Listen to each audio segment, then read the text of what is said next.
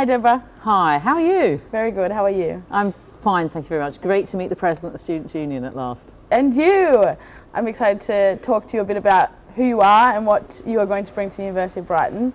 I think most students are interested in what a VC is, what a Vice-Chancellor is and what you do. Great question, and obviously still to be discovered. Yeah. So I think it's really important that students have a sense about the leadership of the university. So the Vice-Chancellor, if you were looking at it in terms of a business or a firm, you'd think of the Vice-Chancellor as the Chief Executive Officer. So I'm the CEO. Okay. But I'm an academic leader as well, so I'm a professor. So it's a university is a fantastic community of talent, both of staff and students.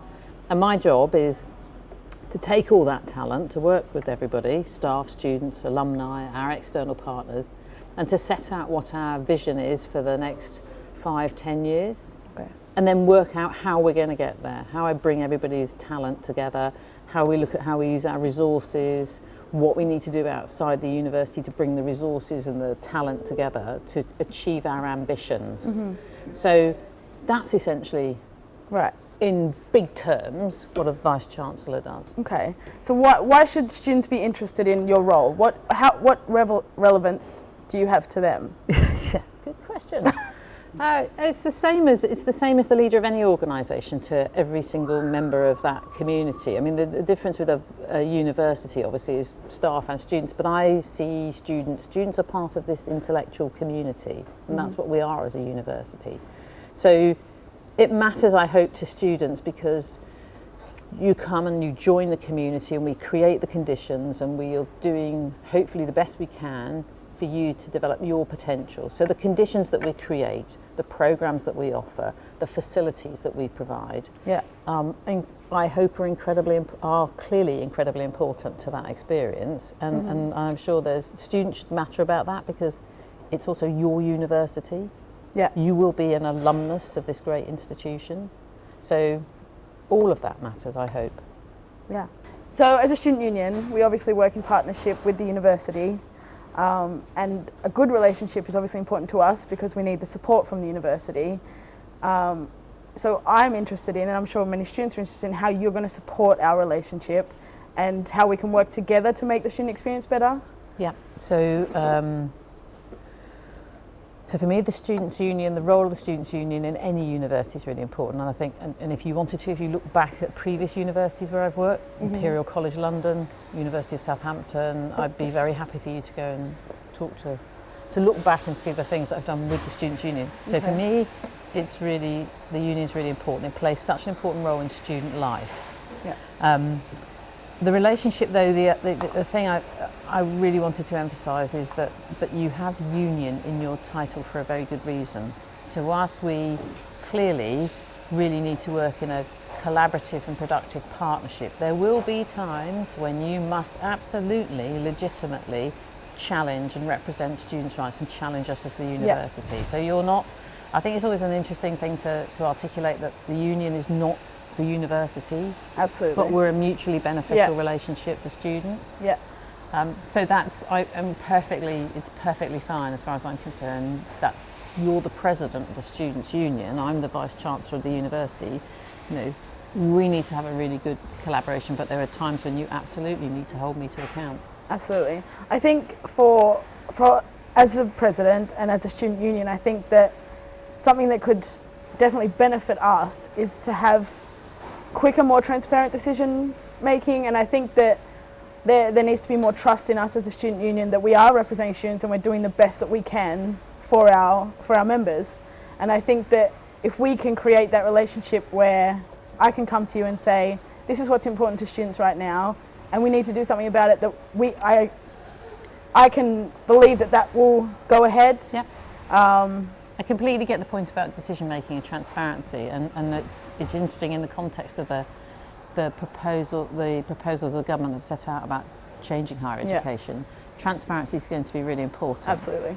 And I'm absolutely clear about that. And in previous institutions, we've done things to get students engaged and to really increase the level of transparency. Yeah.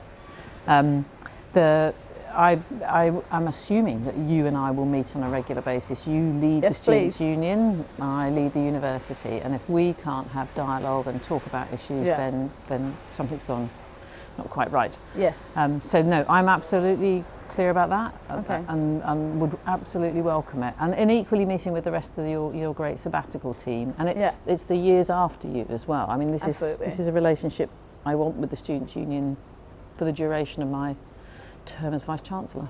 You mentioned the government. Yeah.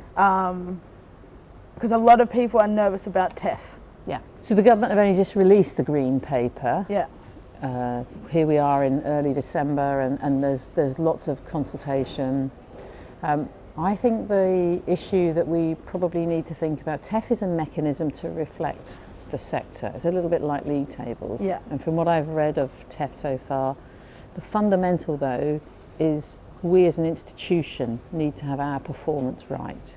Yeah. And then whatever mechanism the government puts in place, we should be able to do well in that. But we have to, no matter what regulations a government puts in place, if we aren't meeting our obligations and our promises around contact hours, around student experience, around assessment and feedback, that's not in the hands of the government, that's in our hands. That's something we have to do as an academic and intellectual community. So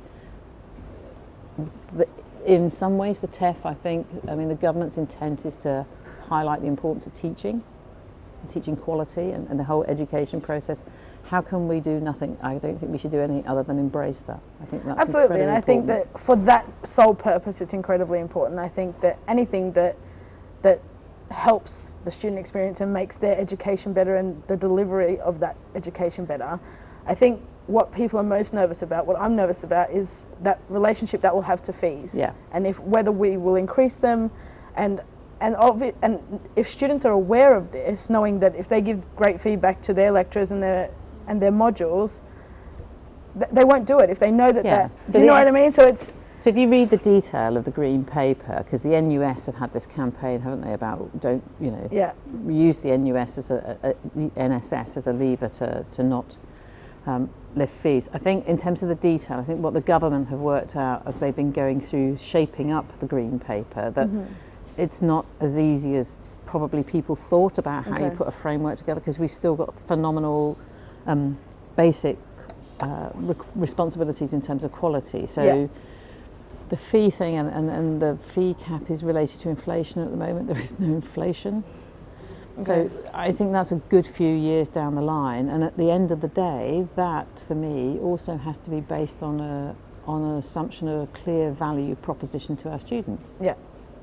I think again the transparency comes into that as well. I think as long as we as union and students understand and know that whatever decisions are being made by the university, that their well-being is at the heart of that. And we can't make those decisions without we have to do this together. You have to, the student union. I'm completely committed to strong student engagement. This is an intellectual community which is staff and students. And you have to be involved in those conversations and debates, because these are the conditions we're setting up for future students as well. And if we don't create conditions and an offer that's attractive to future students, then why would we want to do that? Why would we be proud of doing that? Absolutely. So on the issue of money and funding and supporting the union as a university, money is always quite tight at the union, as you can imagine, and we depend on the block grant that we get from the university. I'm interested in how you will support us in that sense, and know that we can offer the best we can, obviously making the most of what we've got, but also with the hope of having more in the future. So you're absolutely right. I mean, I really need to understand. It would be good to understand the detail about how that grant is determined, and where we might also fund the union. What I've seen in the past is work with unions where they actually take on services in effect on behalf of the university, and we pay the union to run a service rather than the university running it. So I think there's lots of sort of quite entrepreneurial approaches we can take. I also think that one of the things I really want to increase is our connection with our friends and alumni. We have some fantastic alumni. We do. And I think they're a resource we will increasingly look to and tap into. And I'm not sure where we are in terms of working with them to see how they might want to support, financially aid or support the Students' Union, so I would want to explore that. On a personal level, as part of my salary package, as a Vice-Chancellor you get a financial bonus, so based on your performance. Right. So this only comes if you deliver on your objectives. Okay. So when I was negotiating that with the Chair of Governors, my financial bonus was £20,000. Right. And I said to him, I'm really clear, I will earn that, but I won't take it because I want that to come to you in the Students' Union. Brilliant. At which point the Board of Governors agreed to increase that bonus to £25,000 a year. So that's the maximum bonus I can earn. Okay. Based on my performance. Yeah. And so I'm not going to take that. I'm going to give that to you. So the challenge to you as the President of the Students' Union is to work out what you want to do with that and to help me achieve my objectives. Absolutely. So it's not a bribe. I know it's not. It's an incentive. For me, it's an incentive because I want to be able to make sure you've got some additional results, because you'll do some great things with that. I hope so. I think anything that comes into the Student Union that will help us deliver all the things that we're here to deliver can only be a good thing, and a bit of extra cash can only be a positive, so hopefully we'll be able to do some great things with that. So you need to just keep gingering me along in terms of my performance objectives, which I will of course share with you. Great. And then on a regular basis I'll be an ambassador, so I'll give on a monthly basis to alumni as well. Brilliant. Well, I'm really committed to investing in the generation following me, and for people such as me who've, I'm in a position to be able to do so, it just seems only appropriate to invest in the next generation. That's brilliant. So we've spoken a little bit about how important it is that the well-being of students is the priority of the university. Recently, the developments at Grand Parade campus have been delayed, to put it nicely, and a lot of students have been affected by this quite negatively. They don't have lectures, they don't have access to services.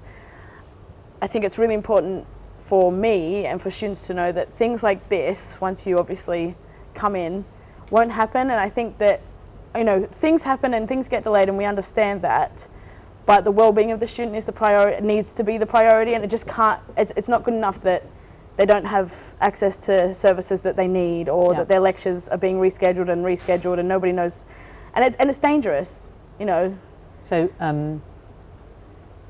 things will have happened in the past that I clearly can't be accountable for in the past, but in terms of now taking over as Vice-Chancellor, there are clearly lessons learned. There have clearly been situations in terms of estates development that have been less than satisfactory, considerably less than satisfactory, and I'm absolutely sure that my colleagues will be learning from that. I know that internal audit have been requested to do an investigation basically into all of that. So once I get the results of that, then I will clearly follow through on action.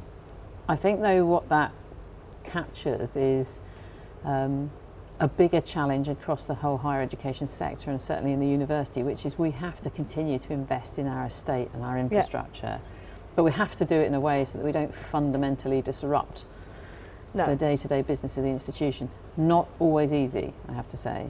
So some university, my current university is like a constant building site. Okay. And in fact it's building a whole new campus. So we will clearly continue to invest in the infrastructure because that's a fundamental part of the student experience.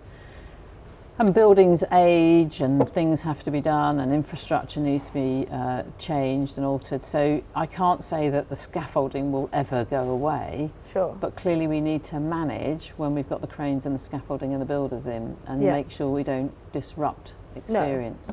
I would say though that if in planning things going forward, I'm really committed to having yourself or the appropriate sabbatical officer involved to make sure that you do a double take on our plans from a student point of view, and you ask us all the challenging questions. I know my academic colleagues would do that anyway, but let's just do the double take to go, what does this mean for lectures? What does this mean for access to services? What does it mean for disabled access? Then you need to keep that back to your role as a union. Absolutely. That's just keeping us absolutely keen that we're doing it the right way. Yeah. I think, and we understand that, as you said, buildings have to be built and fixed and renovated, but you know, students are paying for their education, and they've made a commitment to an education, and things like a building shouldn't stand in their way, I think. So I think that if, knowing that you're as committed as we are, I think that we can avoid things like this in the future. And I see, as I've walked around, I've had the opportunity to go around some of the buildings and the campuses, and you know, and if I look back at my previous institutions, you know, we've got some really nice space here. We do, yeah. We've got some pieces that need some, but that's the same in every institution. But from what I've seen so far, it may just be that I've just been shown the nice, smart, shiny stuff. But I'll take you around. I'll take you on the real tour. Yeah. You know, that's you know, a campus's buildings and the campuses. You look at the age range of the buildings that we've got and the type of infrastructure. It will always evolve and change. Yeah. New planning regulations and various things will come in. So that's always going to be a work in progress. Yeah. I think we've got some great bits, and we need to continually invest in it. Yeah. I think the one thing I think is very important to highlight is the accessibility of the buildings that we have, and making sure they are accessible to all of our students. And staff. And staff. And I think that, you know, it's great for us to build a great new big building, but if people can't access it, what's the point? And I think that, you know, accessibility is huge, and I think a lot of our buildings need a lot of work. Yeah. And I think it's something that needs to definitely be top of the list when. Well, we have obligations under the Disability Act, so I need to check in to find out where we are about that. But we have obligations under the law to do that. Sure. We have obligations under the Health and Safety at Work Act. So, yeah, absolutely. No, there's a whole legal framework that shapes buildings, estates, facilities. Also, the whole issues around BREEAM as well, and sustainability of buildings. If we're going to build something, can we build something that's sustainable for the longer term? Because you know, there's only a limited amount of capital that we can raise to put up new buildings. Yeah, absolutely. How do you feel about selfies? No. Thought I'd ask. So Debra, I just want to thank you again for meeting with me and chatting a little bit. I'm really excited that we've already started having these conversations, and I think that if we can build a great relationship, it can only mean good things for students and for this university. So thank you again. Hayley, it's been a complete delight. I hope we can do this on a regular basis, and we should communicate with the student body on a regular basis in this way if you want. But I'd love to. But maybe not quite the selfie yet. All right, I'll hold off for now. All right, thanks. Okay. Yeah, that's good. Has it been like that the whole time? No, it's fine. Okay. It's fine. Let's redo the whole thing. My hair wasn't good. God, oh no. The star is born.